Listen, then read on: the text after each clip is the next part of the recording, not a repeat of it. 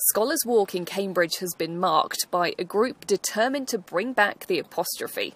After the council decided on new signs, punctuation no longer has a place. By chance, we found not just one former English lecturer, but a couple happy to join the debate. Students used to use the apostrophe rather as if they were playing darts. They threw one in, hoping that it might hit a bullseye occasionally. You can be over-enthusiastic, overzealous, and putting them in the wrong place is worse than not having them at all. Cambridge City Council say they're following national guidelines and that leaving out the punctuation will help to avoid confusion on new signs and make it easier for emergency services to find new streets. We did ask the fire and ambulance services. They said it won't make any difference.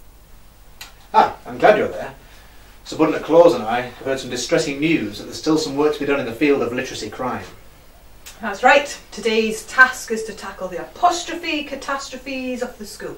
You see, there are only two reasons to ever use an apostrophe. Reason one, to show that a letter or a group of letters are missing and have been removed from a word.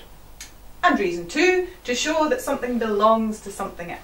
Let's start with the first suspect, omissive apostrophes. Oh, Mrs. Apostrophe, right. Not Mrs. Sub, omissive, from the word omit, meaning to leave out. So when a word has some letters missing from it, the omissive apostrophe leaves its calling card at the scene of the crime. Which words have been a victim of the omissive apostrophe stealing their letters? Well, sir, words such as I've, don't, it's, all have the calling cards of the omissive apostrophe, because they all come from longer words, I have, do not, and it is. You see, it's everywhere.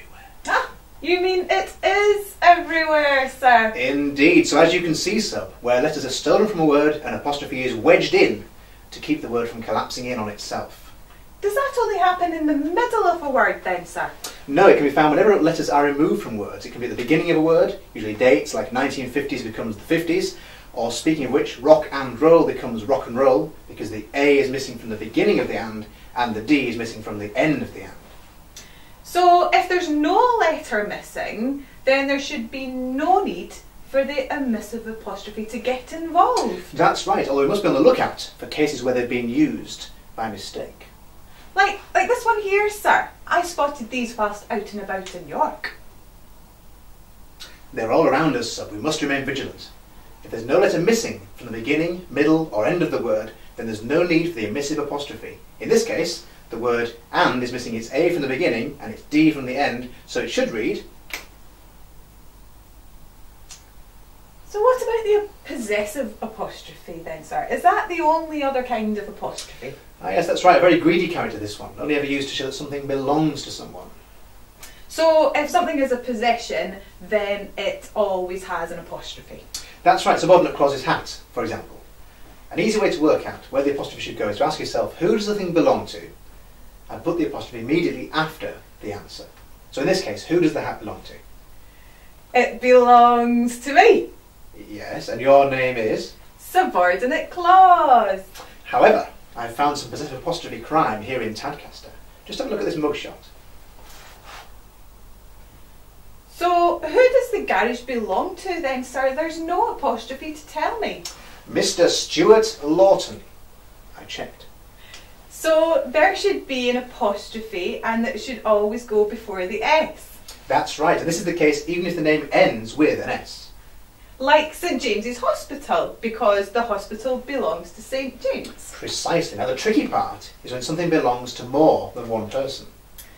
Like the #1 ladies detective agency. They're my heroes. Just so, we ask ourselves who it belongs to and place the apostrophe after our answer.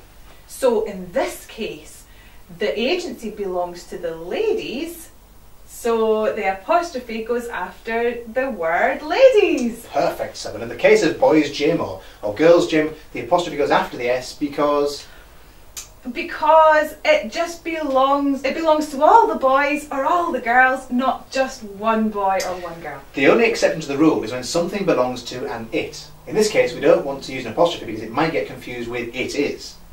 So if the dog licked its paws.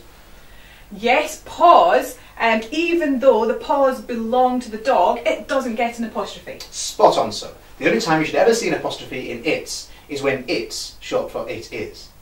So what about this example that I saw just the other day? So So is this possessive or omissive? Neither. There's no need for any apostrophe here, as there are no letters missing and nothing belongs to the HGVs. Another victim of literacy crime. Now, if you'll excuse me, I'll go and register this with the Apostrophe Protection Society. It's a real website. Good luck, sir. And don't omit to look for omissive ones too. So there you are, folks. Take a look at some of these examples and see if you can spot the apostrophe catastrophes.